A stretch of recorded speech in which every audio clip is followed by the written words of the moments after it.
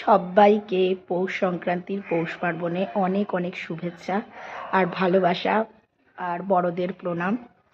আজকের এই সংক্রান্তির দিনে অনেকের বাড়িতেই পিঠে পুলি হবে। আমার গলাটা আজকে খুবই খারাপ অবস্থা, ঠান্ডা লেগে একদম বসে গেছে। তো তোমরা কাইন্ডলি একটু শুনো হেডফোন লাগিয়ে হলেও। তো আজকে তোমাদের সাথে এমন একটা পিঠে শেয়ার করব যেটাতে না লাগবে নারকেলের পুর, না লাগবে খাটাখাটনির বেশি, একদম ইজি একটা পিঠে আমি শেয়ার করব। তো চলো দেখতে থাকো কি পিঠে সেটা আমি বানাই।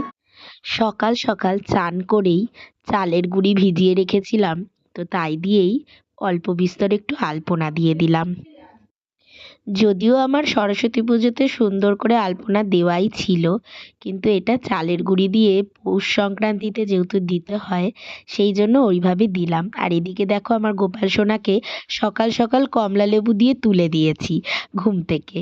আর এখানে পালং শাক, চচ্চড়ি, কত কি যে সবজি কাটা হয়েছে, হবে হচ্ছে লাবড়া আর খিচুড়ি।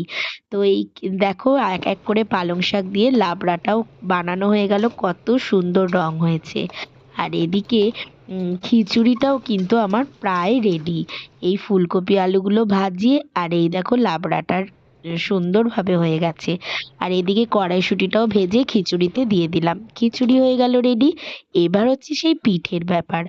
1 কাপ ময়দা, 1 কাপ চালের গুঁড়ো আর হাফ কাপ সুজি, পরিমাণ মতন দিয়ে দাও গুড়, যে যেরম মিষ্টি খাও, আর দিয়ে দাও মৌরি, আর পরিমাণ মতন দুধ। দুধের ব্যাটারটা বুঝে বুঝে দিতে হবে, মানে গাঢ়ত্বটা যেন বেশি পাতলাও না হয় আবার বেশি ঘনও না থাকে, ঠিক এই রকম টেক্সচারের একটা গাঢ়ত্ব বানিয়ে নিতে হবে। এবার তেলটাকে খুব ভালো করে গরম করে হাতায় করে করে এরকম দিয়ে দাও, আর বেশ সুন্দর করে ফুলকো ফুলকো করে তুলে নাও। তো প্রথমবারেরটা আমার খুব একটা ফোলেনি, কিন্তু খেতে কিন্তু একই রকম নরম তুলতুলে সফট পোয়া পিঠে। তো এই পোয়া পিঠে কিন্তু খুব চটজলদি খুব তাড়াতাড়ি বানানো হয়ে যায়। সংক্রান্তির দিনে তো অনেক কাজ থাকে, হয়তো হেল্প করার লোক না থাকলে তখন আর হয়ে ওঠে না বিভিন্ন রকম পিঠে বানানো।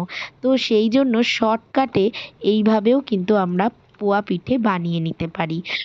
তো হয়ে গেল সংক্রান্তির দিনে একটু পিঠে পুলি। আর এদিকে আমি গোপু সোনাকে সব রকম ভোগ দিয়ে দিলাম, দিয়ে এবার আরতি করে নেব। তো তোমাদের আজকের এই ছোট্ট মিনি ব্লগটা কেমন লাগলো প্লিজ তোমরা জানিও। চলো সবাইকে হ্যাপি সংক্রান্তি।